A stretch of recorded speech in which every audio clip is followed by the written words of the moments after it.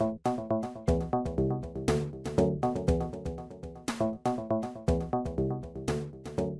everyone, welcome to the Southwestern College Podcast. I'm Luke Cuddy from the Philosophy Department, and I'm here with my colleague Matt Wion. Matt, welcome. Welcome, thank you. Glad to be here. So it's kind of cool how we came together because we've never really had a very long conversation. No, that's true.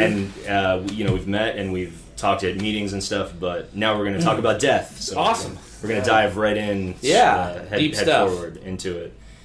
So I don't know if you want to introduce yourself and give some, your background or anything. Sure. Well, I'm Matt Wion. I'm a philosophy instructor at a number of schools, adjunct instructor at University of San Diego, USD, this semester at Cal State San Marcos, also occasionally at Mesa College when they need a class, and here at Southwestern. I'm from San Diego. I went off to grad school at Marquette in Milwaukee, then lived in Chicago for a few years, taught there, and then came back here to the warmth and the sunshine. Nice. That's about it. Nice. Awesome. Okay, so we're going to dive into this topic about death. Sure. And I guess maybe the first thing we should answer is, the first question we should address is, why is death bad? Everyone seems to agree that it's bad. Yeah. Why? Yeah, well, everyone feels that it's bad. We certainly don't like the idea of it. Death is scary. It's something to be avoided. We kind of instinctively feel that way. But what's interesting is there is a philosophical debate on whether death is something that's bad, right, or whether there's something we should fear. Right. And the classical position that you find in Epicurus, and maybe in Socrates as well, at least in the Apology, is that death actually isn't bad, and isn't to be feared, and that our fear of it's completely irrational. Right. We fear it because we fear that it's something bad is going to happen to us. So let's start with the classic Epicurean argument. Epicurus, in his letter to Menicus, however you say it, Menicius? I always forget how to pronounce it. Yeah, I always forget the exact pronunciation, but in this letter to his disciple, he says people imagine that death is something to be feared because they think that they might be punished by the gods in some horrible post-mortem state. Sure. But the good news is the gods live, for Epicurus, in tranquil blessedness, don't know about us, don't care about us, have no desire to punish us, and even better, death is just the dispersing of the atoms that make up our body and mind, so we don't survive it. Right, so if we're not there to experience it, then there's nothing that it's like to be dead. That's what he says. Right. He puts it very, very... He makes a witticism out of it. Where I am, death is not. Where death is, I am not. Right. So if I'm not around for it to be bad, it can't be a bad thing. I shouldn't be afraid of it, and that's that. The rational person just shouldn't fear death because death is extinction. If there's no you, there's no pain. Now, somebody could still fear death, even on that view. They could fear the points leading up to death. Like if you were to get ripped apart by a tiger, say, or the pain of a terrible disease. Yeah. And even Epicurus says that. The process of dying might be awful. Death itself, no. Right. But the process of dying. So the mere fact of being dead is nothing to worry about at all because it's not painful because you're not there to experience pain. But that, of course, assumes this hedonistic outlook. Yes. That pain is the only thing that's bad. Right. And pleasure is the only thing that's good. And pleasure is primarily, even for him, the absence of pain. So you can see why he leans towards, if there's no death, there's no pain. If there's no pain, there's nothing bad. Yes. So where it should be great. But, what about the process of dying? Well, he was very into what we now call hospice care, palliative care, easing suffering, and making the process of death as painless as possible. So he was aware of that. But unavoidably, people are going to die in tragic, painful ways. Just yesterday, 17 people in Florida were slaughtered by a gun, which apparently that AR-15 is quite a painful death. It rips your body apart. Yeah, that doesn't sound fun at all. It does not. And that's got to be a painful experience, and that's your last moment. So I don't know that, once you're dead, the pain stops. Yeah. Is as much of a consolation as maybe Epicurus wants it to be. Yeah. But also, there is this problem that Epicurus... I've always felt this with Epicurus. I don't think it's once I'm dead, if I'm nothing. I don't think that troubles me. It's the idea that one day I will be dead and everything I enjoy will stop. It's the patient of death that is the thing we fear. Yes. That's what Thomas Nagel says this in his essay on death, and I think he's right. It's the fact that, how does he put it? He says, I'll never smell toast in the morning again or see another sunset. Right. Or And of course, once I'm not around, that won't bother me. But while I'm here, the fact that it will one day cease, so that bothers me. Well, is this called the deprivation account? It's sort of depriving you of experience. That's right. It's a negative evil, he says. It's a deprivation. And the fact that we know it, if we didn't know it, it probably would be meaningless. Right, if we couldn't somehow see beyond our life. If we were never able to grasp it, probably Epicurus would be right, Nagel says. The death itself would be... And then just for anyone listening who doesn't know Epicurus, we're just referring to sort of a Roman Stoic philosopher who had these views on death and basically how to live your life with acceptance and peace. Good. So I guess what about let's focus on what happens after death, because let's say if I'm not around to experience it, if we buy Epicurus's account that I'm not around, so what does it matter? What if we have a different conception of what we are, of the self, right? So is there a soul? What sort of identity do we have? Because then that changes. If I am around in some form after death, then that changes my fear, my relationship to that. So. This is why whenever I teach philosophy of death, we spend a great deal of time on the mind-body problem or relationship, and a great deal of time on personal identity. Do we have a soul, and is there life after death? It's worth noticing that I often start with the argument Socrates gives in the Apology, which partially agrees with Epicurus. If death is nothing, then who cares? We're not around to worry about it. He says something similar to that. But he also says death is one of two things for the good person. It's either nothingness or we go to paradise, and what could be better? And he makes that assumption it's one of these two things. I'm not sure which. But there are other options if we are to survive our death. Right. And Epicurus was aware of that. It's one of the reasons he wanted to say death was the end of us. He wanted us not to fear punishment in a hereafter. Yeah, because he referenced the gods. Yeah. What they might do to us. Yeah, they might. And since the gods don't care about us and we're gone anyway, that's nothing to fear. But I think a lot of people, maybe less now than there used to be, but I think a lot of people grow up with a real fear of hell. And punishment. And have internalized that. And especially in the Western world. Yeah. And presumably in parts of the Islamic world as well, because of the same basic theology. Absolutely, yes. And that's got to be a disturbing thing to think about. I might burn in hell. Even if you don't literally burn, which maybe the burning's taken metaphorically. Right. I might be punished in hell. Yeah, and based on things that I can change and do in this life, right? So it's that connection to my actions, too. And some versions of God are very, very nice. I like to say this when I teach philosophy of religion. And pretty much everyone's getting into heaven except for the Hitlers of the world. But some versions of God are pretty rough. Have you ever read Jonathan Edwards' Sinners in the Hands of an Angry God? No. I've heard of it. Oh, it's a vicious sermon. There's this line where he says, God dangles you over a pit like you would hold some loathsome insect, and he can't wait for you to fry. And even the joy of paradise, part of the joy of paradise is hearing, as he puts it, the dolorous shrieks of the damned. It's nasty. That is nasty. And there is that. If you do believe in an afterlife, you might take seriously the possibility of damnation, and that might be very fearful. Might be one of the most fearful things there could be. But even paradise. There have been philosophers, and I don't know what I think of this, but there have been philosophers who have argued that it would be incredibly dull, and ultimately would be bored into some state of despair. I sort of see that argument, and the way I see it is that I think about times when I have too much time on my hands, like my girlfriend goes away for a long time, and I have to spend a lot of time in the house, and at first it seems really cool. Yeah. At first I'm like, all right, I get to play a video game, I get to read some books. But then after several days, I'm starting to want to go and hang out with people again, or to get out of the house. So maybe it would be like that if, according to this argument, we get to heaven and it's like, oh, this is really great. I get to jump on the clouds, but then we get bored. After a while, presumably goes on forever. Right. How can you constantly be entertained? And what if there's no? Presumably in heaven, there's no challenge, there's no struggle, there's no achievement. Yeah. I guess it depends on the nature of heaven too, doesn't it? Yeah. Well, it's a Robert Nozick. I forget what book he did this in. He introduced that thought experiment of the experience machine. Where could you plug in to have nothing but pleasant experiences? Would you plug in? Right. And he argues that you wouldn't, and you shouldn't. Right. Because there isn't a true achievement. It's not real. There's no real struggle. There's no real accomplishment. There's no real back and forth, which we actually crave. Dostoevsky says something in Notes from the Underground on a similar note, that if we lived in a perfect world, it would make us sick. Right. And so now you presumably could say our nature is somehow altered in heaven so that we do enjoy it, but that becomes kind of weird.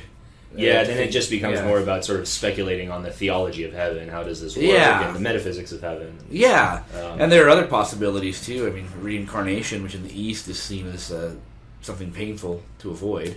Right. And so, you actually don't want to be reincarnated. You want to take yourself out of that cycle. You want to stop, and because it's like going through middle school over and over again. Right. It's just going through puberty 9,000 times. I mean, it's a tough state of affairs. Watching your loved ones die over and over and over.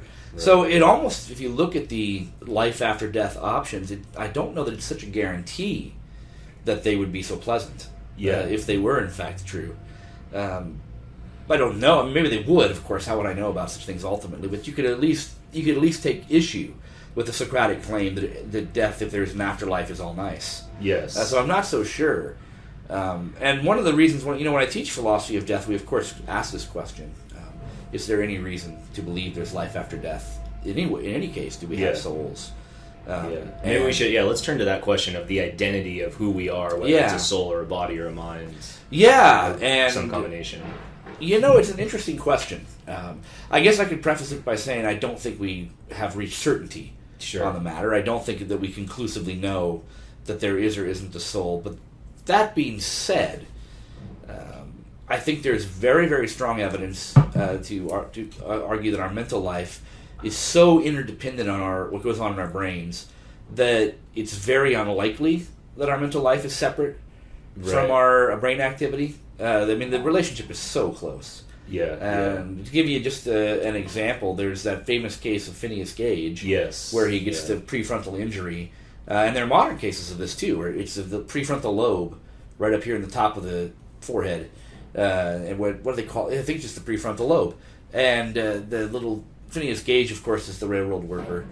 He was laying down the track. They blew up some dynamite, and the part of the track went under his jaw, behind his face, up the top of his skull, and ripped off a big chunk of his brain. Right. And that part of the brain we now know is associated with character,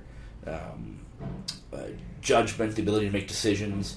And the record shows that he had shifted dramatically after his brain injury. He had been a well-behaved, gentlemanly person. He was the boss. He was well organized. He was very detailed in his work, and he became somebody who couldn't hold down a job.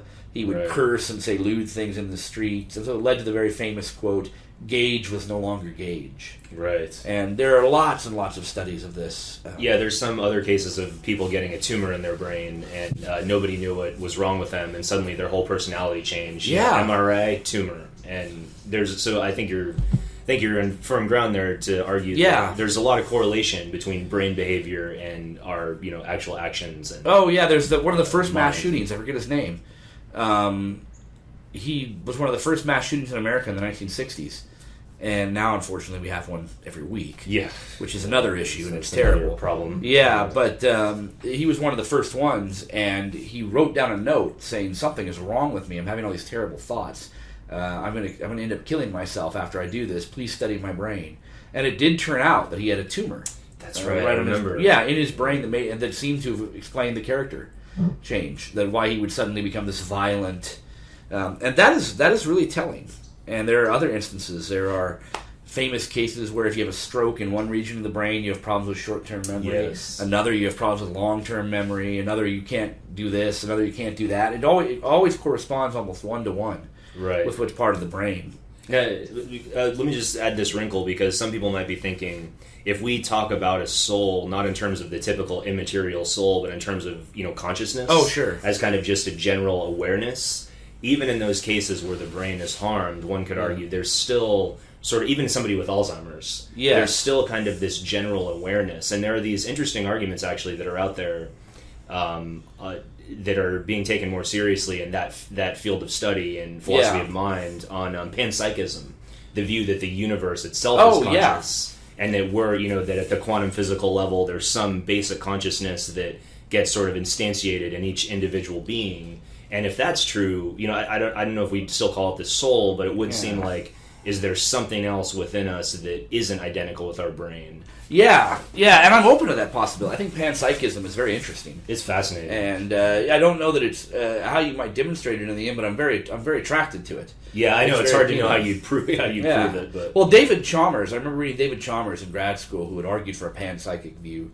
of consciousness as sort of a basic property of the universe. So everything has, if not consciousness, at least proto-conscious properties, and in certain organisms, that consciousness actually emerges from that. Right. But consciousness is as much a part of the universe as matter and energy are. That's his view.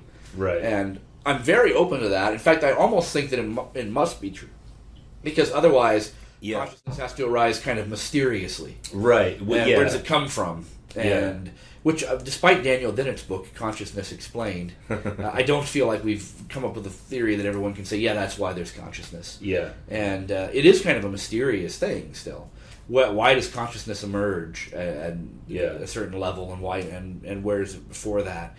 And you almost figure that at least the building blocks for consciousness have got to be part of the set up from the beginning. You would think, and I guess the question is where and how does it emerge? Yeah. You know, I know there's this one guy with a theory, I don't know if you've heard of Giulio Tononi.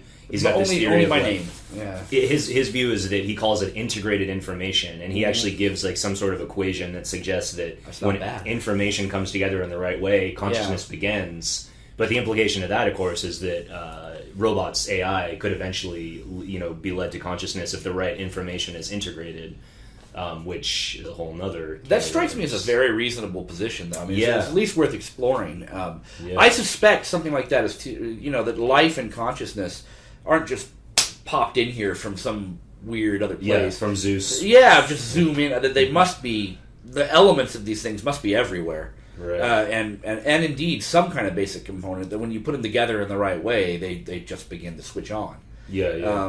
Whether that's panpsychism or not, I guess it leans towards it. But I suspect something like that is probably true. But whether that means we have souls that could survive the death of our body is, of course, another matter. Yeah, because even if we have that basic level of sort of consciousness there, then when we die, it might mean that we just sort of go back to the basic lower level of panpsychism that's already there. So in a sense, we still don't survive death. The elements of consciousness that make us up might still be there, but they're dispersed, you might say. Yes. And so although it's all still there, it's no longer unified in the way it was. So I'm not sure that would work either. But one of the questions that I ask is, it does seem to me that if we were to think that we do survive our death, we'd need some sort of evidence to suggest that.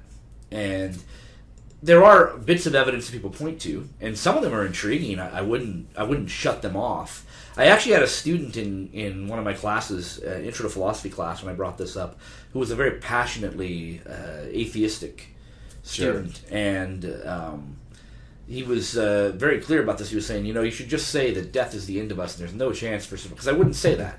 Yeah, that's too confident for me. Yeah, that's what I said too. I said, I don't have that degree of confidence in my position. I said, to be fair, I suspect our self-consciousness in terms of our memory, our sense that I am Matt, and I suspect that doesn't survive bodily death. Sure. And I don't see super strong reasons that it does, which I'll go over in a minute. But I think it would be extremely arrogant, given how little we know about the universe and consciousness, for me to just emphatically declare that there's no survival, there's no life after death. It would be a bit too bold. Yeah, I would think. Agreed. But if you look at what the evidence is, first off, think about things that people appeal to say that there's survival after death. There are near-death experiences. People say they see ghosts. There are mediums that claim to talk to the dead. There are people who claim to remember past lives. Yes. And let me see if I'm forgetting something. Mediums, ghosts, past lives, near-death experience. Maybe like a deja vu kind of thing. Maybe something, something other types like of... but those types of experiences. So you look at them and you see, is there any good evidence for them? And typically I go through this. Some of them no. Others should be looked at more deeply. Ghost, I suspect, is simply our minds playing with ourselves. I've been to the Whaley House on a ghost hunting tour. I've been with my wife who believes in ghosts. And I never argue with her about it because life's too short. Let her believe in ghosts, that's fine. But But I do see on these ghost stories that people expect they want to see ghosts, and they expect to see ghosts, and so they interpret things as the activity of ghost. That if you're not thinking and wanting it to be ghost, is perfectly normal activity. So I remember standing outside the Whaley House, and it was a cold night for San Diego anyway. It was a chilly night, and there was a woman standing in front of me saying, "I feel a weird warm spot here." And lo and behold, she was under a heat lamp and didn't realize it. And I saw somebody else take a picture of what they thought was the ghost, and I looked, and it was my shadow. It was very clearly my shadow. I have kind of slumped, bad posture, and you could see it was me. And there's a documentary by National Geographic, Is It Real? Was a series they had on for several years, and they looked at ghosts and came to much the same conclusion. This is all pretty obviously not really ghosts. Yeah. Well, and if you look at the way our minds work and the way that we tend to have biases and see things that aren't there, and, not to mention our desires influence our beliefs. If you want to, if I tell you go in that room and don't look at the pink thing on the wall, what's the first thing you're going to look at? Right? Yeah. So we have these kind of suggestions in our head, and if you've already been told to believe in a ghost, then your confirmation bias is going to come stuff. In. Yeah, so I mean that does seem to explain a lot of what people say there. Yeah, and the more you look at it, the evidence kind of fades away. So ghost doesn't work. The same thing is true of mediums. Too many of them are fraudulent. Yeah, and too much of that is uncovered. And I always get sometimes people tell me, "Are you saying it's impossible someone talks?" No, I tend not to make those claims. That it's impossible someone's ever spoken to the dead or something like that. And but the evidence is that a lot of this is fraud, and when they test mediums in laboratory circumstances, they don't do much better than guessing. Right. They're pretty good at giving you a cold reading, but I've noticed if you ever watch them, they'll take a person who's grieving, who wants to be in contact with their loved one, and they'll throw information at them, much the way a horoscope does. Yeah. And some of it'll stick. Well, who's that guy they made fun of on South Park? They called him like a giant douche or something. And I forgot it. He was a famous medium, and he used to do that. He would actually... They did an investigation on him, and he would have an audience full of people, and he would actually... Jonathan Edwards, right? Yeah, I think so. Or John Edwards. Jonathan's the Puritan preacher. Yeah. John Edwards is the guy. Yeah, and he would actually hire investigative journalists to do research on particular audience members. And then he would throw out just a bunch of random words. Wait, was it a John? Was it a Jane? And eventually it would stick. Yeah, and you throw a lot of information. Then, of course, they do things like, suppose a 19-year-old woman comes up and says, "I want to talk to my father," and so he'll say, "Your father died rather young, didn't he?" Well, she's 19. Yeah, he probably wasn't 80. Yeah, right. It's a pretty good guess. Yeah. And, so just obviously logical inferences. I mean, he could be. It could be like Larry King's situation where he had a kid in his set, but probably not. Probably her dad was 45. Or something. Yeah. And she's like, "Oh yes, wow." Yeah. And then they say things that sound like they're giving you a lot of information. But it's, your father loves you and wants you to succeed or something. Right. A little better than that because they're skilled, but that's what it turns out to be. Yeah. So mediums don't work, ghosts don't work. Oh, I remember which one I forgot. People do see apparitions in two cases. Oftentimes, particularly spouses that have been married for a long period of time, they will see and hear and even talk to their spouse after they die. Oh, sure. Yeah, that's an interesting one. It's fantastic. And they're not crazy. It's extremely important. Part of the grieving process, part of the healing process. But obviously it could easily be all in here. Yeah. Rather than...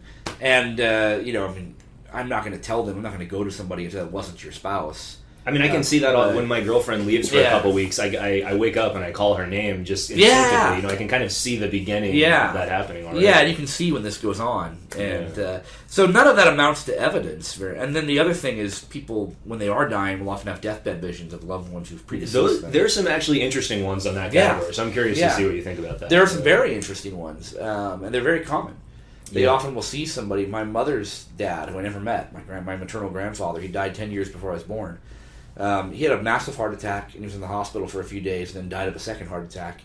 And while he was in the hospital, he had a dream that these guys he used to fish with, who died in the war, died in World War II, he had fought in World War II, and these guys had died. They came and told him they were going to go fishing again. Huh. And this kind of stuff apparently happens a lot when you're near death. And but I don't know, again, is that in our mind? Are we imagining this? Yeah. Or are they really coming to? I suppose either could be the case, but how could you prove one way? Yeah, or another. I remember this, every once in a while a student will bring this, that 21 grams study that was done like 100 years ago. Oh, it's kind of been debunked. The McDougall. The weight thing, but I mean, turns out the body releases heat yeah. when it dies, and that's what it was. Yeah. And and there are other studies that have tried to measure things like that, and they always turn out to have the same problems.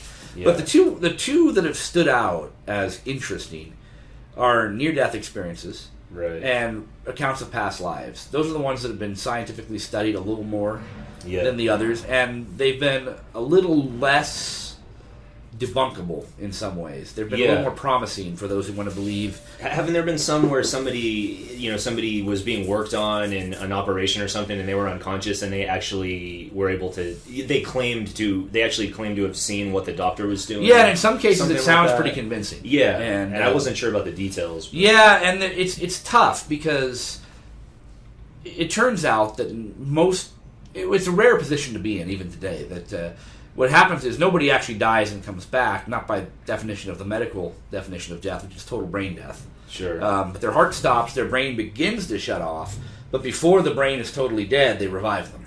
Right. And that's why it's a near-death experience. And of people who come back from this extreme situation, only a small number report these experiences. And they're not able to get a lot of information because often when they interview them right afterwards, they're still very confused. And of these cases, a very, very small number have described details in the room or what's going on in the room that seem to be alarmingly accurate. There are other possible explanations for that. Maybe you're more aware of when you're maybe you're more aware of your surroundings when you're unconscious than you think you are. Maybe it's so few cases. Maybe it's coincidence. But they're interesting. I think they certainly suggest that we should study it more. They can recreate the near-death experience in laboratory conditions to some degree. There's the famous experiments with pilots who are doing, I don't know, not anti-gravity training, but certain flight conditions. Oh, yeah, and they're spinning around in the little thing, and they pass out, and they see the tunnel and the light. And they have something very similar to near-death experience, and you can also create it in laboratory circumstances with other. Now, there are those who argue that you can't quite create it. What you create is a little different. So I would say with near-death experiences, we don't have enough evidence to say that, yes, it's definitely happened. But it's fascinating, and it should be looked more into. Yeah, and I think most importantly, I think you and I would both probably agree that we should be somewhat agnostic on these questions. That's right. We shouldn't be too confident that, even though there's some evidence on the other side, I think agnosticism is probably the right. That's my position on any personal survivals is pretty agnostic. I'm not prepared, like I said, to definitively say there isn't any. There's a lot of reason, as we mentioned before, to think that our mental life is so deeply connected with our brain that it probably doesn't, or maybe doesn't. But there are these interesting things. And the same thing with past lives. There was a fellow named Ian Stevenson, and he did a number of collections of stories of kids remembering their past lives. And some of them are really fascinating, and it may be that they were not in contact with the families of the people they remembered being, or at least not in much contact. However, unfortunately, his study suffered from some scientific flaws, so you couldn't really draw a conclusion from it. It's the biggest study of its kind, but his investigation was kind of sloppy, some of his fellow researchers said. He didn't make enough effort to control for certain factors. Sure. Like, did these guys hear this story somewhere else, or... There's some really interesting cases, and so again, I think remembrance of past lives, they ought to do more studies. But again, that's where we are with those two. There's some areas where we ought to do more studies, but it's nothing definitive. And however, there's still the problem of, you mentioned Alzheimer's disease earlier as well, and my grandmother died of Alzheimer's disease in 2016. Mine too, actually. Yeah. So, when did your grandmother pass away? It was when I was young. It was like 20 years ago now. Oh, yeah. See, my grandmother passed away in 2015, too, and she had Alzheimer's for more than a decade. And you do, when you study Alzheimer's, when you see it, gradually see the person fade away. And I looked this up. Medically, it does correspond to, unsurprisingly, to precisely how the plaques are affecting the brain. And so it starts with short-term memory, and then some other things, and then long-term memory. And eventually the entire person is gone, and you're just in a vegetative state. And the last several months, maybe the last year of her life, my grandmother was not there at all. She didn't talk. I doubt she recognized anybody or knew who she was. She lost control of her bodily functions, and finally just didn't eat. And I was young, but I saw the same thing in my grandma. I was like 15 or 16, but I remember it was weird for me too when I was young, because when I was like 10 and 11, she had been more aware, and then suddenly it started declining really fast. It can, yeah. And for a long time, my grandmother with Alzheimer's just had memory problems, short-term memory problems for a long, long time. And then all of a sudden it started getting really bad. And but you can see if you map out a brain, there's you can see there's a little TED Ed video on this that shows how the plaques go through the brain, and it corresponds precisely to how the brain is attacked. So it seems to suggest an even stronger correlation. I think so. Brain activity. That the entire personality is deeply connected to the way the brain is wired up. Yeah. And now, certainly, you might be able to interpret that you might be able to reinterpret that in various ways. One thing you could say is maybe the brain is how the person's soul manifests. Yes, and the as the brain is damaged, the soul is just not able to show itself or something. It's a good metaphor for that. Is it's kind of like if you have a station broadcasting on a TV, the TV might get damaged, but the broadcast is still coming. Sure, right? You could still say that. So the soul's still there, but the body can't bring it out. It can't act to the body anymore. That's possible. Seems a little ad hoc. It's a little ad hoc because you can't. You can always just say that, no matter how much evidence you show about correlation with the brain. You can always say, "Oh yeah, but there's beneath it, there's a soul." That's the problem. But again, I suppose it could be. It could be. But I would have to wait to believe in a soul. I'd need stronger evidence than we have right now. So I don't rule it out, but I lean against it. I guess my official position on the personal soul is I lean against it, but ultimately I am agnostic in the sense that I'm open to it. So fair enough. So let's move on to the other types of identity that philosophers have identified. Hoping to. Personal identity. Right? Personal identity. Yeah. So I don't know. Do you want to give a brief overview of the difference between what it means to say our identity is with our personality and our mind versus our body? Yeah. Well, I just did this the other day, an intro to philosophy, and I'm doing a talk at Osher Institute in San Diego State on personal identity. Nice. One of my favorite. In fact, the first philosophy paper I ever wrote was on personal identity. And I was my second year in grad school, and I thought I'd solve the problem. Yeah, I've learned a lot since then.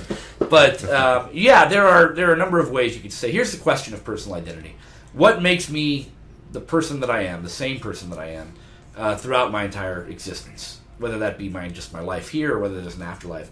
What makes me the same individual over time, the same person? And there's of course several different theories. One of the ones, of course, is soul theory. That I'm the same person because I have the same soul. And so if you believe in souls, that's probably your personal identity theory. God or whomever, probably God, created my soul, and that's me. There's this essential me that is my soul, and it just, no matter what happens to my body, my soul is always my soul. Your body's a vessel, basically. Yeah, the soul somehow interacts with the body deeply, and they're deeply interconnected. It's a dualistic position. Yes. Where mind and body are two different things. The mind's an immaterial soul, and body is just a mass of physical parts, and they interact, and my identity goes with my soul. So presumably that's one way. There's also, of course, bodily theories that say you just are your body, and there's actually two ways to do that. You could say there's strict body identity. I'm the same person over time because I'm exactly the same physical body. Right. But that doesn't work because all the particles and all the cells in our body change every so many years. Right. I forget what it is, 7 years. Something like years. 7 or 8. Something like that. Yeah. And so I turn 41 next week. And so I've had like... Happy early birthday. Thank you. So I've had 3 or 4 of these cycles or something, or 5 or whatever. And I guess 5 or 6 now. And so if you want to be technically strict, you can say this is not the same body I was born with. Which leads most people to adopt the kind of bodily continuity. Right. That it's continuous. That body that I was born with gradually and slowly turned in. It's not like one day I was somebody else and all of a sudden I turned into this. It was the young Matt slowly turned into the older Matt. So there's a bodily continuity. The parts are gradually replaced. Sure. And bodily continuity is a good one and a reasonable candidate. Bodily identity, if we mean it as strict as you're the exact same physical parts, it doesn't work at all. It's false. Yeah, it's false. It just can't work. Yeah. But bodily continuity is very promising. Yeah. There is, however, one problem with that. And this is what I actually argued in my first paper. Maybe there's a way around it. I actually gave this paper 16 years ago now. I can't believe it was that long ago. It was Rob Francescotti's. That's funny. I wrote a paper in his class too on identity. Yeah. And I gave it and I presented it. And I still think I'm right about this, though. There's a difference between me as a person and you as a person, and you as a biological organism. Okay. Me as a biological. There's a difference between a person and an organism. I can see that. And I still think this is. And I'm thinking of somebody who's brain dead. somebody whose higher consciousness is gone. There's still a body there. There's still a living organism. But the person, we would say, is gone. Gotcha. Even though the body's still alive. And if my identity is confined to my bodily continuity, how do I explain that there's still a living body there, but everything we know about the person is gone? Right. And again, I wouldn't have thought of it then, but now I think of my grandmother, who lived months, maybe a year after she was all gone. Yeah. So I think we're now getting to the core of the question, which is what are the essential features that kind of make us who we are? Yeah. And, we haven't tied it to death yet, but then, that raises that question, too, about if we find those essential features, to what extent would they survive past, our body? That's the thing, and what I had claimed before is that we can be alive biologically without being alive biographically. And that biographical life is what makes me the person I am. I remember being that guy in the past. I remember that was me, and I'll get to the memory theory in a second. Yeah. But I remember this, and that's why I know it was me. I remember being Matt. I remember being in 3rd grade, and take that away, too much of that away, and am I really there anymore at all? Even though if I'm a living organism. I wrote my dissertation on Spinoza in grad school, and Spinoza actually considers the question of this Spanish poet who apparently had a blow to the head and forgot who he was. And not only forgot who he was, but couldn't write poetry anymore. And when he was shown his own poetry, he thought it was terrible. Wow. That who wrote this stuff.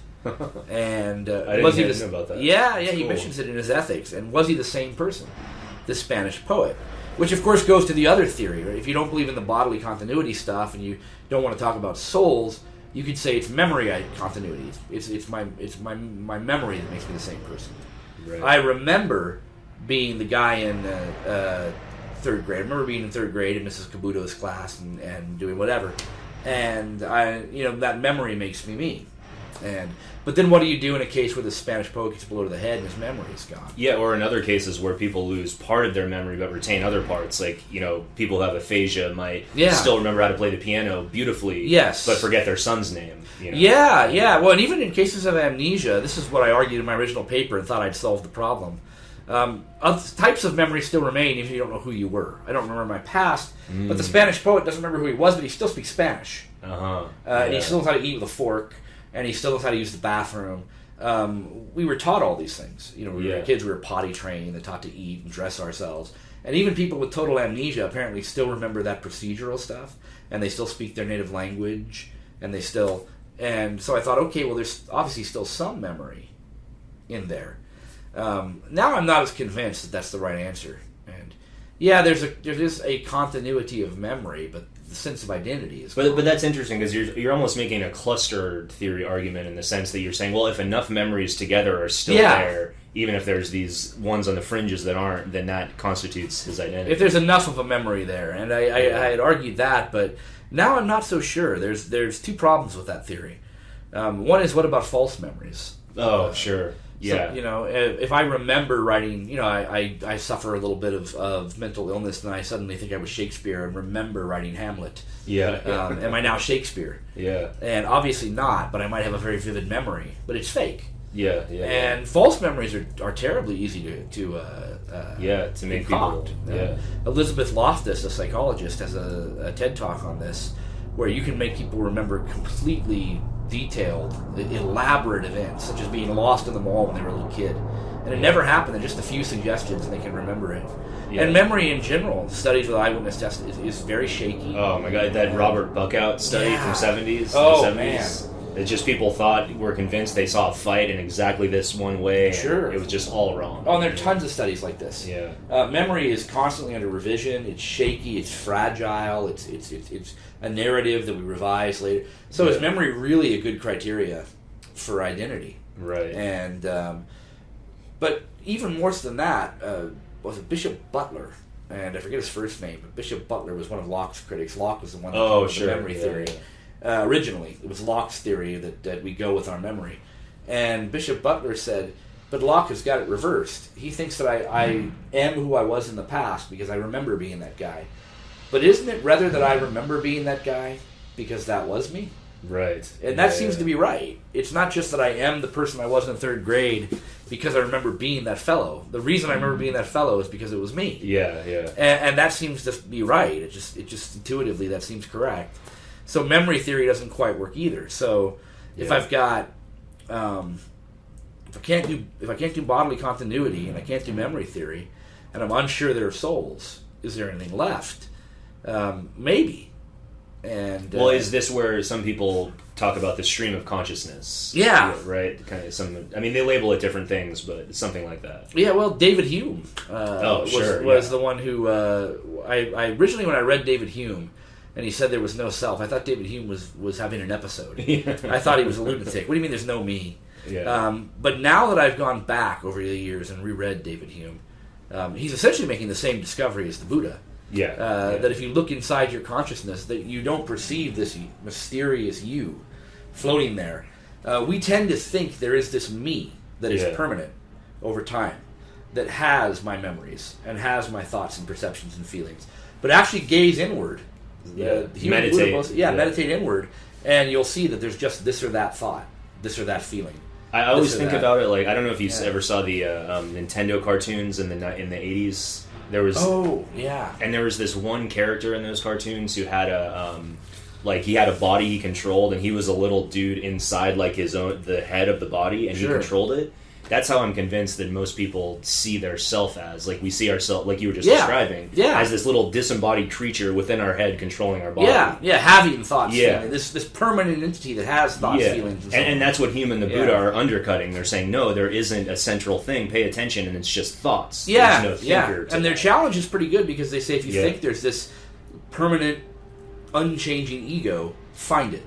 Yeah, right. And you can't. Yeah, show me the evidence. And then people come back with, well, but I had this thought, and then you say, yeah, but that's just a random disconnected thought from everything else. Yeah, and both Hume and the Buddhists actually do a little better about this, explaining that, thoughts are connected.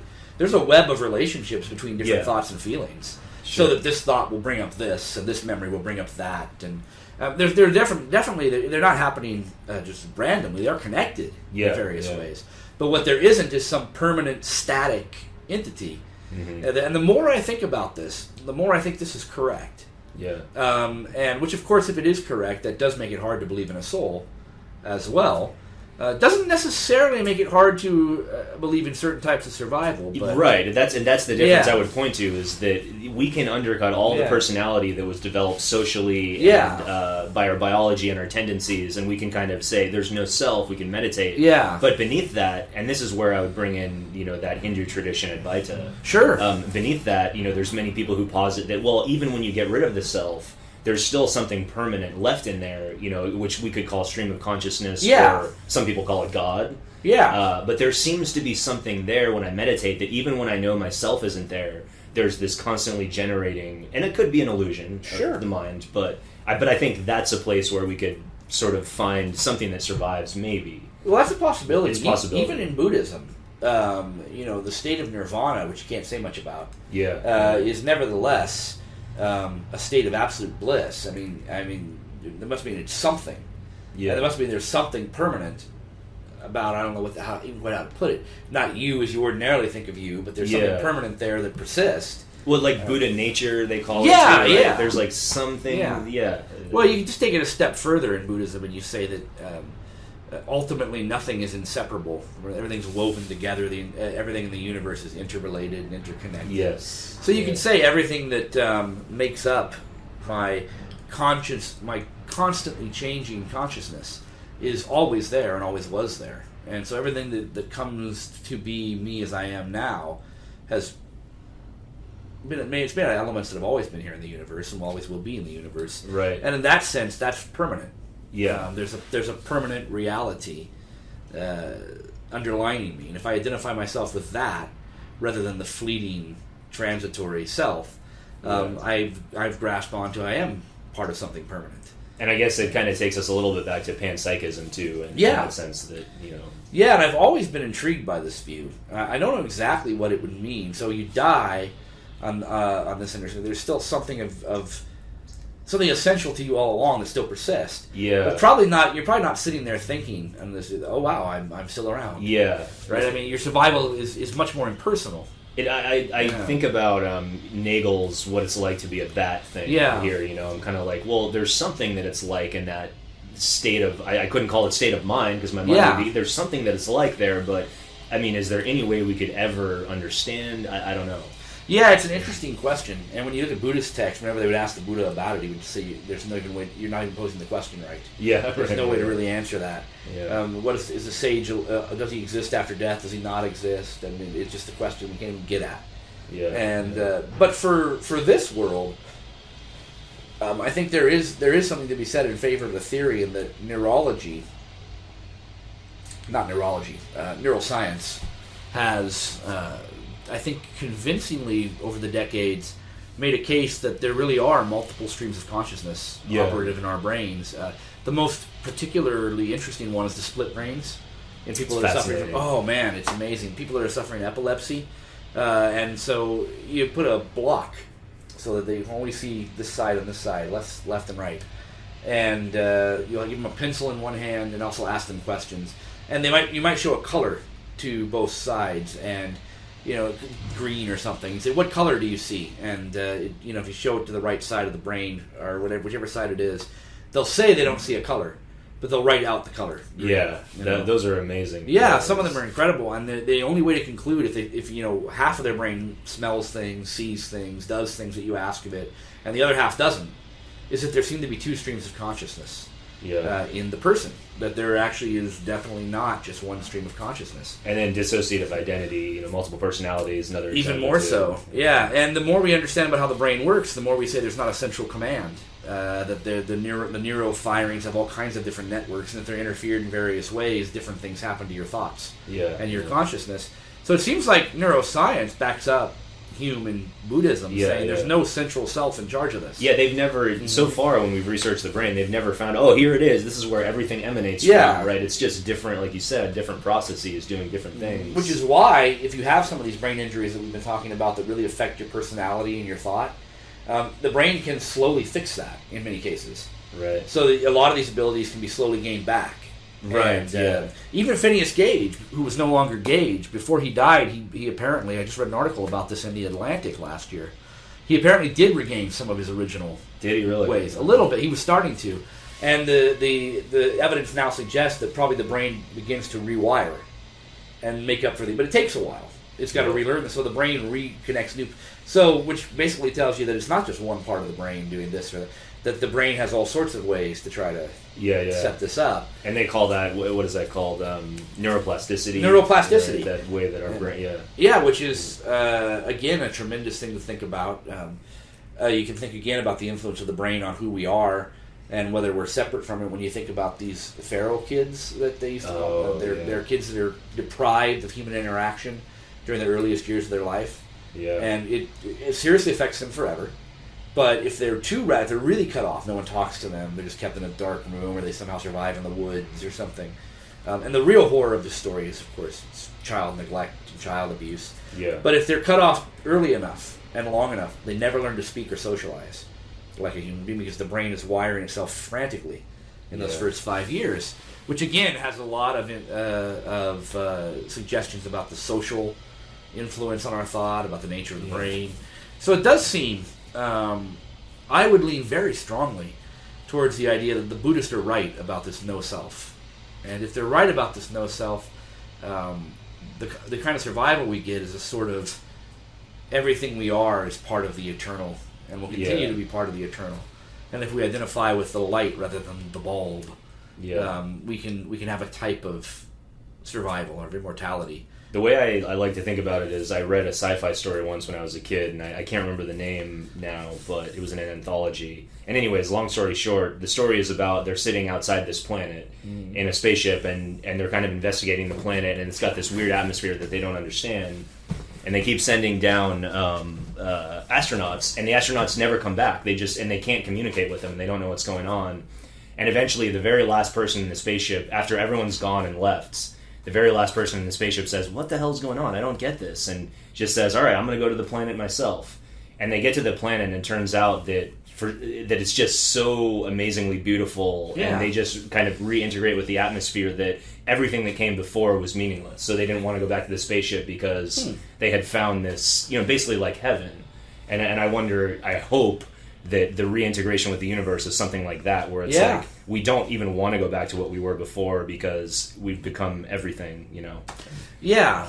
But total speculation there, obviously. I got no proof of that. No, me too. And but it would be interesting. But I do suspect that there are ways in which we can be said to be eternal, or to be eternally part of the. Just maybe not personal survival. Maybe not hanging out in heaven and meeting Moses or something. Yeah. But maybe something of our essential self always goes on. Yeah. And of course that involves a lot of moves and a lot of speculation. Yeah. But I did want to return, though, to the question of fear of death that we started with. Yes. And the reason why is I think the whole debate about the fear of death makes a fundamental flaw in philosophy. Well, not the whole debate, because some know better. But a lot of the debate in philosophy is it rational to fear death? Sure. And maybe it isn't. I'm not really sure. Nagel says it is on the Deprivation Account. We fear the fact that one day all will be gone. Mm-hmm. And of course Epicurus and Socrates say no way, even if it's nothingness, that we're not around to worry about it. Certainly we can fear the fact of dying too young. And Nagel says that, or dying before our time or something. And so that might seem kind of rational. Yeah. On the other hand, what would a world in which we don't die look like? We could live forever in two ways. Just us, or everybody. And that won't work either way, if you think about it. If I live forever, I got to lose way too many people. Yeah. The human race will keep evolving, and I still will be. So eventually, I'm going to be a weirdo compared to the rest of the human race. I also saw a little study from Scientific American on the odds of losing limbs or having terrible wounds and scars. If you live 100 years, your odds are pretty slim. If you live 10,000 years, your odds get a lot higher. So yeah, you'd start. You live forever, and eventually you're going to start losing limbs and hobbling around without an arm, and there's all kinds of horrible scenarios if you live forever. Now, if we all live together as a group, this is obviously we're going to have overpopulation, and there's even a Star Trek episode on this where they were all smashed together and had no room on the planet. Right. And they desperately wanted to die, so in very traditional Star Trek fashion, the guy had his daughter seduce Jim Kirk. And she got of course, and she got his germs, and he was very upset. You made me kill her. Why? And then they were like, no, thank you. You've given us the gift of death.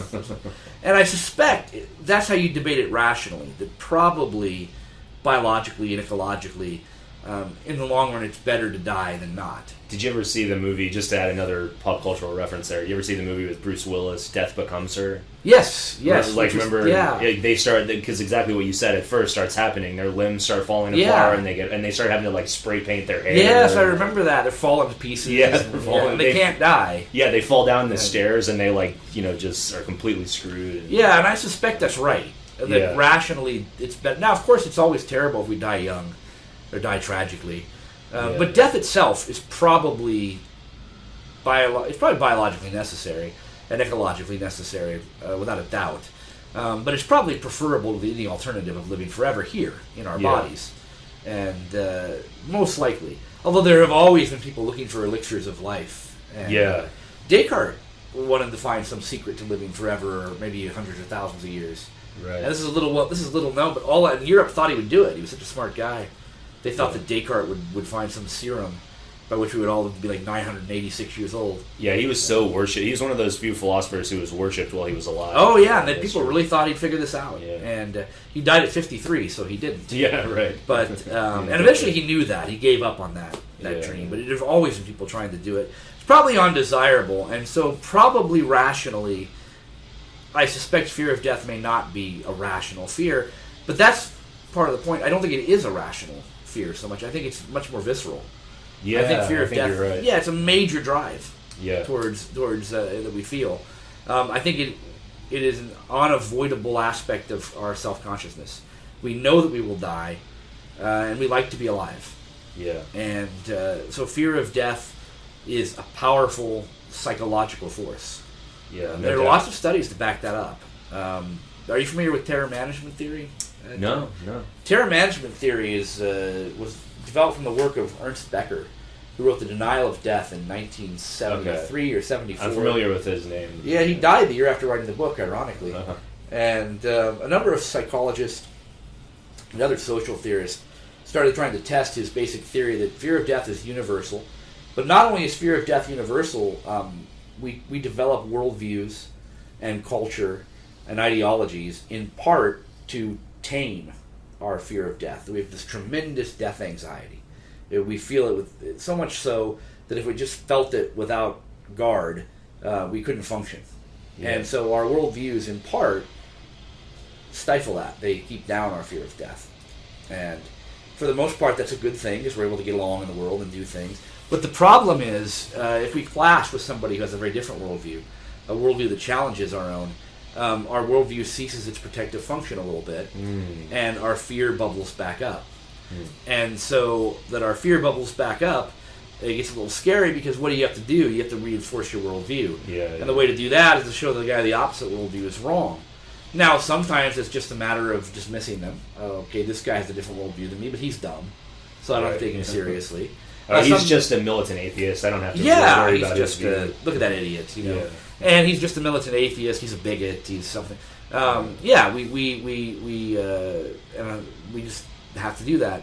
Dismiss them as stupid or not worth taking. And if that doesn't work, though, you try more and more tactics. So you might try to convert them to your worldview, which really kind of affirms you. I converted that guy. I must be right. Yeah. And these might be relatively harmless, but if they don't work, things get a little harsher. And eventually, if nothing works in terror management theory, they end up arguing that I've got to destroy the person.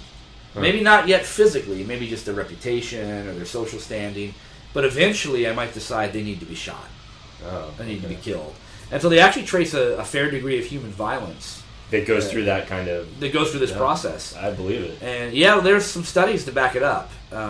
I think terror management theorists attribute more human violence to it than actually is the case, but I think they're right that some human violence comes from this. Sure. And the studies to back it up is they have studies where you don't realize, you have little subtle reminders of your death, so that you're kind of unconsciously provoked to think about your mortality. Okay. And what they find is in these studies, students behave different ways. Research, not students. The participants. Participants study different ways. So they have a couple of different studies where you have to nail the crucifix to a wall. These are Christian students.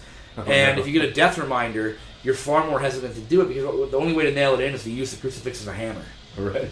And they won't. The ones that have death reminders really don't want to do that. They try to nail it in with like a piece of paper. Or... That's kind of a hilarious study. Yeah. Originally they're kind of funny, but eventually they decide, well, people get more violent. And what they did was they had people make a cup of hot sauce for somebody else and pour this hot sauce out. I heard about this. Yes, and they made it like, the one with the death reminders used 4 times as much hot sauce or something like that. And even worse, they found that they did a study on judges. What would you recommend as a bail bond for a prostitute? And judges who did not receive death reminders said $50. That's the bail. That's the bail bond. And the ones who did get death reminders said $450. And so it makes you cling more to your principles, and it makes you harsher on those who defy them. And that is really troubling. That's very troubling. It's when it's an unintentional reminder, however. New studies show that if you consciously remind yourself of your death, you're actually more compassionate. If you yourself are the one who decides. If you yourself are doing it deliberately. Okay. That you're actually more inclined to see others as on the same journey. So how did they get people to, they kind of, ask them to think about it themselves a certain amount of time? Yeah, instead of throwing in a reminder, they would ask them to consciously ponder it. Gotcha. And, there are other things like that. And this is not surprising. There's the old medieval practice of Memento Mori, and where they'd have a skull on the table, or they'd drink from a skull cup, or they would have this reminder that death is... You remind yourself. The Buddhists do it too. They go through a meditation where they imagine themselves rotting away. Yeah. Some of them actually would go to the graves and watch bodies, big moors, and watch bodies rot over the days to remind themselves of their mortality. And apparently this does help people to, I don't know if they fear death less, but they're able to face it better. They're able to deal with it better. And I thought about my own experience with death and fear of death. Ironically enough, when I was younger and I was more convinced that we went traditional notions of the afterlife, traditional religious notions, I feared death very, very much as a teenager and in my early 20s. And sometimes couldn't sleep at night thinking, my God, one day I'm going to die. Yeah. Probably an unhealthy fear of death. And that's why we became philosophers. Yeah, probably. And nothing could get me over this fear. And then in 2003, with my girlfriend at the time, who's now a psychologist in England, and we went on a trip after she got her bachelor's degree, I got my master's, so we went on a trip. She went all over Europe. I only went to Italy, England and Italy. And in Italy, first of all, they have dead bodies all over the place in the churches. There's just some saint rotting in a, looks a little like beef jerky, and dead everywhere. But there's a particular place called the Capuchin Crypt. I've heard of it. Yes, in the north of Rome. It's just off the very north of the city. It's at the just after the subway line, at least in 2003, where the subway, maybe the subway's bigger now, but where the subway ended. And it is a little crypt, and you go in, and there's a picture of Jesus raising Lazarus from the dead. And there's 6 little crypts, and all throughout there, these beautiful designs all over the place, lamps and images of this and that. They're all made out of the bones of thousands of monks. And in each crypt, there's piles of skulls piled up in a beautiful design. And you've got monks that are more freshly dead in their cowls. One guy even had a little skin, leathery skin, on his face. And 1, 2, 3, 4. And I remember as I walked through thinking, it didn't look scary. It looked restful and peaceful. And so I'm walking through to the very end in Italian and I think German and French, but also in English and Latin. It was a big marker, and it says, what you are, we were. What we are, you will be. And out you walk. And I don't know, some people would find it creepy, but I walked out of there and never had the same kind of fear of death. Just kind of coming face to face with all of that. It just threw it at me, and I just kind of went, that was actually kind of not so scary. It was kind of calm. Yeah. It was kind of peaceful. And so it did the trick. I've never feared death the same way again. I don't know that it would do that for everybody. Some people find it just kind of gross that there are all these bones. Right. But it did. And now I'm not saying I'm perfectly comfortable with it. I have no fear of death. But I don't have the same terror that I once had. Sure. And I'm able to face it much, much more. Ever since then. And that's, I guess, what a Memento Mori does. And the thing that's interesting about it is these researchers claim you're less likely to respond with discrimination and violence against the others who differ from you if you face your death head on, because you don't need your worldview to protect you from that. Yeah. And I was thinking about this just recently. I gave a talk a couple of times. I've given talks on Islam at the San Diego Oasis in Grossmont Center. And there's a lady that comes there and is very hostile towards Islam and thinks it's very violent and it's terrible religion and so on. And I always let her say her thing, and I just diffuse it a little bit and move on. And I think that comes from the same thing. She's very Christian, and so this is a threat to her worldview. Yeah, of course. So I must lash out. They must be bad. I don't think she would destroy them or anything. She doesn't seem to me like she's a violent person. But I do think that she's very hostile. So what her way of diffusing it is to say, well, it's a violent, terrible religion. Yeah. And it always cracks me up when you have two religions that are so similar in so many theological ways, and then it's like, this one's... It's like, come on. Well, and historically, there are no grounds for saying that either Christianity or Islam is more violent than the other or less violent. No. They both have a history of some very wonderful people and institutions, and some very violent. Well, and both also have ideas that could potentially lead the wrong person into, that's what leads to suicide bombing. Yeah. That's what led to the Crusades, right? There's these ideas that could be used by the wrong people. And it's interesting when you have to defend Islam because you have to, which I think you do, because it's got a stereotype that's not right, that's not accurate. But on the other hand, it's not true to say that any more than it's true of Christianity to say that everything in the Quran is beautiful. Yeah, right. Totally we don't want to go the other direction. No, it's not. And just like with Christianity, the Bible has terrible passages, and there are terrible things in the history. So, but you do get this clash, and religion might be a real good place to see it. If their religion is different than mine, I could be wrong. Yeah. And I better get very, very angry and very defensive. And so you see it in that. That's really interesting that you're talking about all these ways of making death better for us so that we can handle it and how many problems it causes that we can't handle it. And it reminds me of another way that people have found is effective in dealing with death, which is mushrooms. Oh, peyote. They've actually. Have you seen these studies where they have it's sort of like a guided, a doctor that guides the patient who has cancer or something that's going to die in a year, and in almost every patient, their fear of death releases. I don't know a lot about that. Actually, I heard about it, but I don't know much about it. Well, I guess I don't know much either. But I guess the logic behind it is that what mushrooms actually allow your neuroplasticity to happen more quickly. So when you're taking, and I shouldn't say mushrooms, I should say whatever it is. And these are dying people, so you don't have to worry about addiction or anything like that. Yeah, so there's no problem with that. And but it allows them basically to make more serious changes more quickly in their brain. Interesting.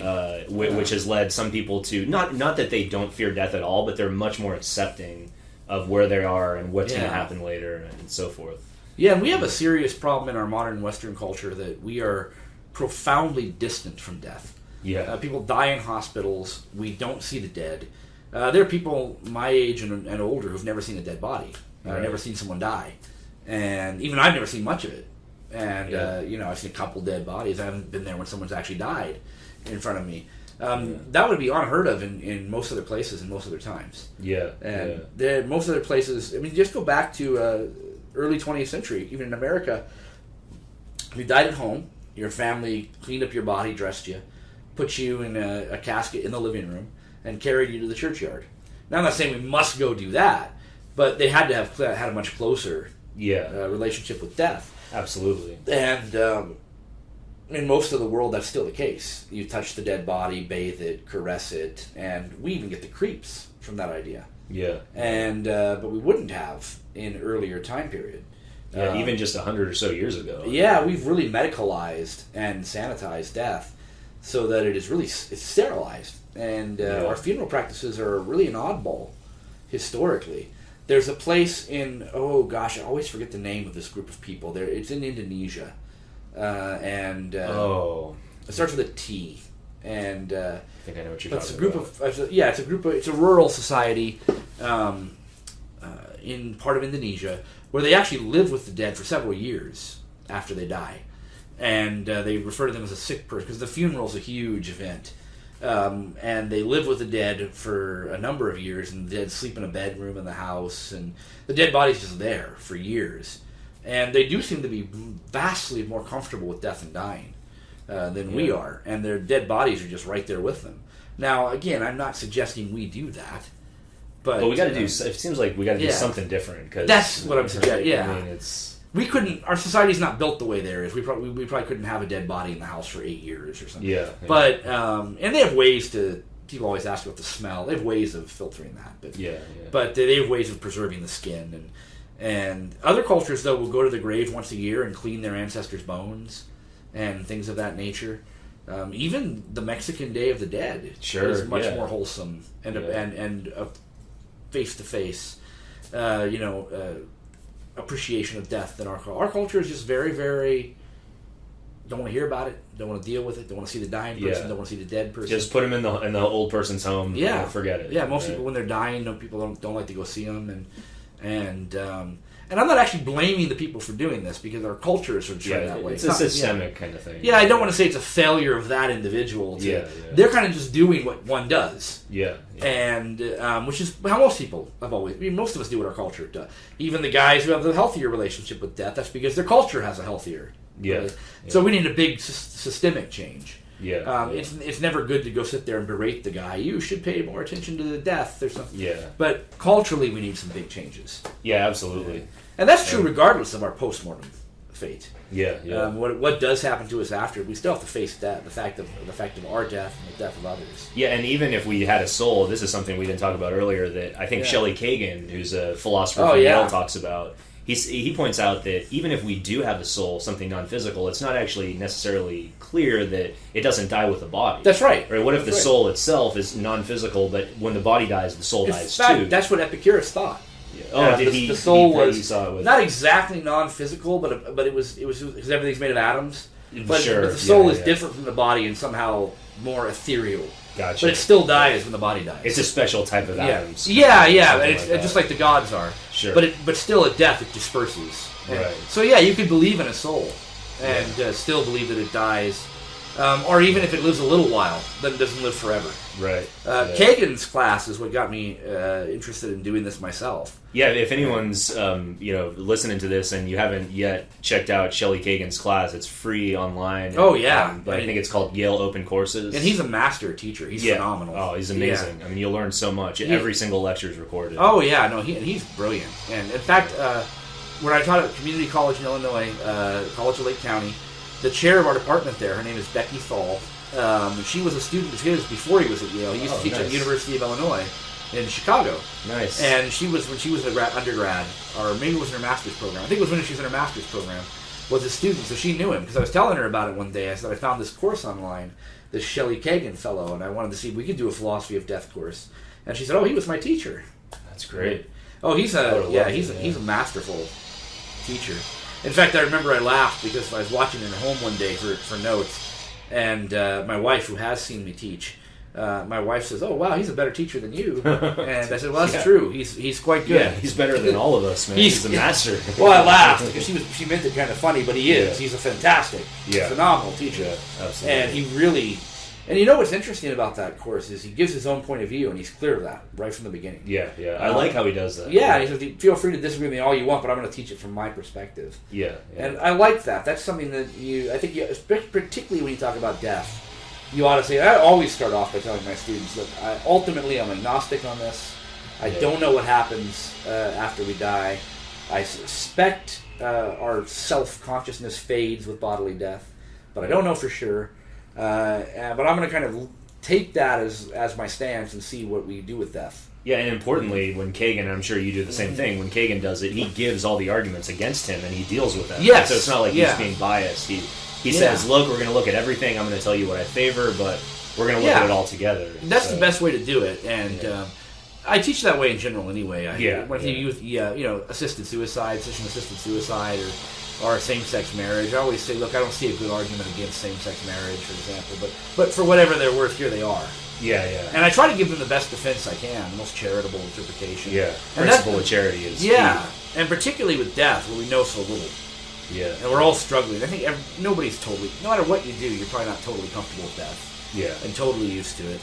I don't know, was the Buddha completely comfortable with death? I'm not sure. I don't know. I mean, as a truly enlightened person, do they still have a tiny bit in the back of their head of what's, It is, though. It is an interesting question. Why are we so scared if there's nothing to be afraid of?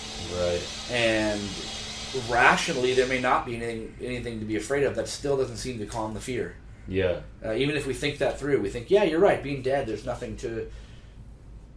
But still, and there are a number of studies that show that even if you consciously think you don't fear death very much, unconsciously it's still there. Yeah. And they have the subliminal priming to kind of bring that out in these tests. Yeah, I mean, I would imagine that people who aren't thinking about it, it's only because they're avoiding it. Yeah, that's exactly it. It's a friend in grad school, my same friend who went to India for his professorship, trying to get a full-time job, but back to India. And he used to say that he didn't fear death at all, and I always tell him, I don't believe you. Yeah. And but he was convinced that he didn't, but I still don't believe him. I believe that consciously he might not. Yeah. But it could be that consciously you're not afraid of death, or even that I'm suspicious of, but maybe. But unconsciously is a different beast. Yeah. And most of our thought is unconscious. And on the other hand, if the fear of death is so powerful and so strong in all of us, and this is a puzzle, what explains the fact that some people want to die or do kill themselves? Yeah. And my guess is that how would I put it?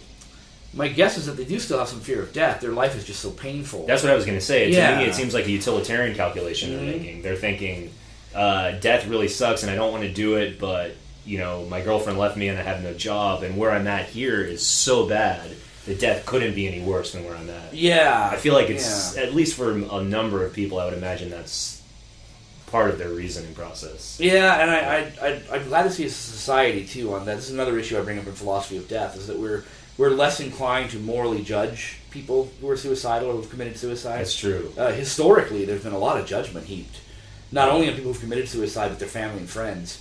Well, and you had people like Kant, who said it was wrong. It's absolutely wrong. They used to be denied burial in Christian cemeteries. Right, yeah. And now the Catholic Church is one of the few Christian bodies that still unequivocally condemns suicide, but it has an incredibly big caveat. It says if you committed suicide because of you were mentally out of control, basically, you were mentally in a state where you were so, how do I put it? You're mentally disturbed to a point where you couldn't stop yourself. But then they end up saying that just about everybody who commits suicide is that mentally. So it's kind of a get out of jail free card. Right. It's still officially condemned, but nobody's going to be denied Christian burial or anything like that. Yeah. And all I could ever feel for anyone who commits suicide is they must have been so incredibly sad. There must have been so much pain. I always just felt compassion immediately. Yeah. Plus, we've all been through bad times in our lives where maybe the thought entered our head or it was somewhere up there in the ether, And, sure. Even if we haven't really thought about committing suicide, we probably thought, man, I'd just rather be dead. Yeah. Even if it's just a passing thought, it seems like everybody has gone through that at some point. This sucks really bad. Yeah. I wish I wasn't here.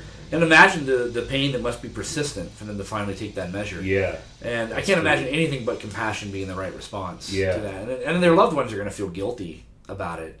Like, maybe I could have stopped them. Maybe I could have. So there's no need for any judgment. Although there are still some folks who do that. Unfortunately, yeah. This debate has even spilled over into physician-assisted suicide. No, I know. There's so many things we could have talked about, and yet we should probably wrap up soon because it's been a great conversation. But, but I wanted to mention one last quote that I actually meant to mention earlier that I think would be a good thing to end on, and you can tell me what you think. You probably know it. It's from Schopenhauer, the German philosopher Schopenhauer, and it's in an essay I think called "The Vanity of Existence." Oh, sure. And he basically kind of explains the human predicament in a way that I think is very clear. And he says something along the lines of, a man finds himself, to his great astonishment, after thousands and thousands of years of no existence, suddenly existing. Yeah. And then he discovers he can exist for a short period of time, and then comes a long period of thousands and millions of years when he has to exist no more. Yeah. Right? And that's what we're faced with. We come into this earth and suddenly, like, what the hell happened before I was here? Well, all these other people and all this other crap happened. And then I'm here for a really small period of time, and then all this other crap's going to happen. It's just a blip. It's just a blip. Yeah. And I think that, to me, that sort of encapsulates what part of my fear of death is. That sense of just how meaningless our lives seem to be in that way. Yeah, well, I once saw a t-shirt with the same thought process. It was years and years ago at the mall. It was one of those t-shirt shops. It's not that life is so short, it's just that you're dead so long. Yeah, it's perfect. It was the same thought, but it's true. And what's interesting, though? We're more disturbed by the fact that we will not be here than the fact that we weren't here. Exactly, and that's what always fascinated me. Yeah. In a case you could argue that there's a direction of time that's pulling us away from it, but still, it seems like we should be mad that, aren't we mad that we didn't get to live in Rome or in ancient China? I didn't get to meet Benjamin Franklin, so you fly a kite with him or something. Right. But that doesn't disturb me. That doesn't, at least, or even if it does disturb me, it's only very minimal. Like, man, I wish I could have been alive then. Yeah. It's not the same kind of terror. Or look at how much I wasn't here for. Right. It's more like I won't be. Yeah, it's more like I didn't get to eat the I got the wrong pie. I wish I got the apple instead of the blueberry or whatever. Yeah. It's like, I would have loved to have met this guy or that guy, but or done this. But the future is much more because I guess I don't know. The idea was, now that I'm here, I really don't want to be guess that. But it does, like I say, I do think it's more emotional than rational. Yeah. Our fear of death. It's more of a psychological drive. Maybe it comes out of the fact that life strives to persevere. Yeah. And out of that, it's just kind of instinctive. In other words, right? Just once you're here, you want to keep living because the organism is striving to do so. Yeah, and we want to do better and more complicated things as we get older. We want to develop more skills, and it's kind of like, well, you've built up this skill at the guitar or at teaching or whatever, and now it's all going to be shut off. But at the beginning of your life, none of that has been built up yet. Yeah, and it's disturbing, too, to think about. Even if you live to be 112, your life is so short in the scheme of things. I know. Even if you live as long as a human being could possibly hope. Right. And you're active and healthy to the end, it's still so quick and so short compared to the history of civilization, let alone the planet or the universe. I mean, that does bring up the questions of meaning. Does it mean anything if it's that tiny and short? Yeah, and we could get into that. Those questions about can a person who believes in a naturalist universe find meaning? Yeah, do you need a question. Whole nother podcast, but but it's a good one. Meaning is always something we bring up in I always bring up after death in philosophy, intro to philosophy, and in philosophy of death I'll bring that up too when I teach it. That's great. In the fall, our lives meaningless because we die. Right. And maybe it's true even if we do go to heaven. There's an episode of the Twilight Zone. A nice place to visit. It's season 1 of the Twilight Zone, the original Twilight Zone. I think I remember this one. Yeah, it's a bank robber or a jewel. No, he's robbing a jewelry store. Rocky Valentine is his name, and he's shot in the head and he dies. And this guy in a white suit shows up, beard, chubby guy. He keeps calling him Fats. And he shows up and he takes him to the afterlife where he gets everything he wants. So he lives in a mansion. He gets surrounded by beautiful women, and he has a chest full of $1 million, and he constantly wins at gambling. And it all turns out to be quite meaningless. He's bored to tears. He can't stand it. It's just getting everything he wants with no effort. This is kind of what we mentioned earlier. It's boring. It's empty. It's unfulfilling. It's totally meaningless. And finally, at the end of the episode, he says, "I don't think I'm cut out for heaven. They never should have let me in here." And the guy goes, "Heaven, Mr. Valentine? This is the other place." And laughs at this cheesy. Oh, that's but great. The whole thing turns out to be hell. Yeah.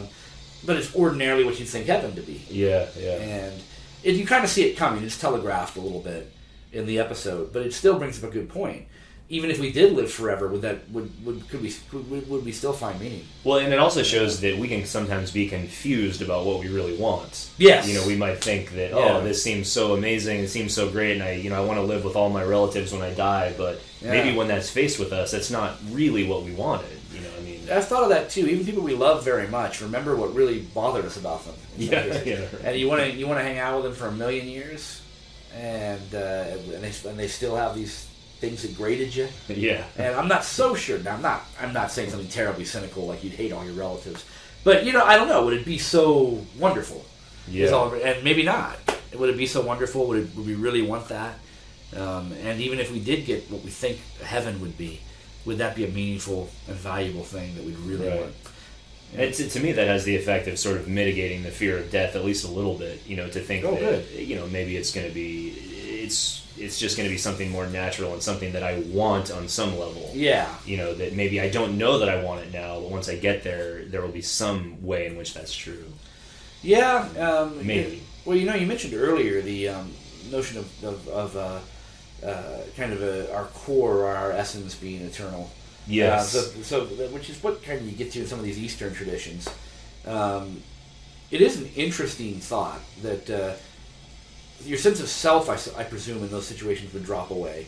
But if you think of the best moments of our lives, that's kind of when the sense of self does. I'm really enjoying a painting or a waterfall or my favorite food or anything like that. Or meditating deeply. Yeah, deeply meditating. Really playing a sport, performing a dance. Yeah. People who do these things, they say that when they get totally into the zone, any of these things, when you're totally into the experience, you're not sitting there thinking, "Oh, I'm doing this," or your sense of self does drop away, and it's just the experience, and that's why it's so marvelous. And maybe that kind of eternity would be the best. You're not sitting there even aware that you're having it; you're just having it. Yeah, that's a perfect point. That's a perfect thing that wraps everything up we're saying here. Because think about, maybe we were asking before, did the Buddha really not fear death? Yeah, right? Maybe not, because if he was able to kind of get into that space with no self and just be one with the universe while alive, maybe he figured death was going to be pretty much more of that. Yeah, more of that without interruption. Yeah, with no interruption. Yeah, if you're totally convinced of that, I suppose it's just this pure state of bliss. I often jokingly tell my students when we do world religions that the goal of Buddhism is just to bliss out. Yeah, right. But in a way, that's right. Yeah, it's a few details to add, but sure, that's the essence of it. It's flippant. It's cheeky. Yeah. But Buddhists would probably wag their finger at me for putting it that way. But it is to experience sort of eternal bliss. Yeah. And although there's of course tremendous debate about what that might mean. Yes. But still, that is the basic goal, and maybe there is a way that can be true. Yeah. That's something I still like to entertain. Yeah. And you know what? I think that's a perfect place to end. We kind of went around and came back to Buddhism and, sort of that experience of peace in the present and how that relates to maybe peace after life. So thanks, Matt. Appreciate the discussion. Glad to do it.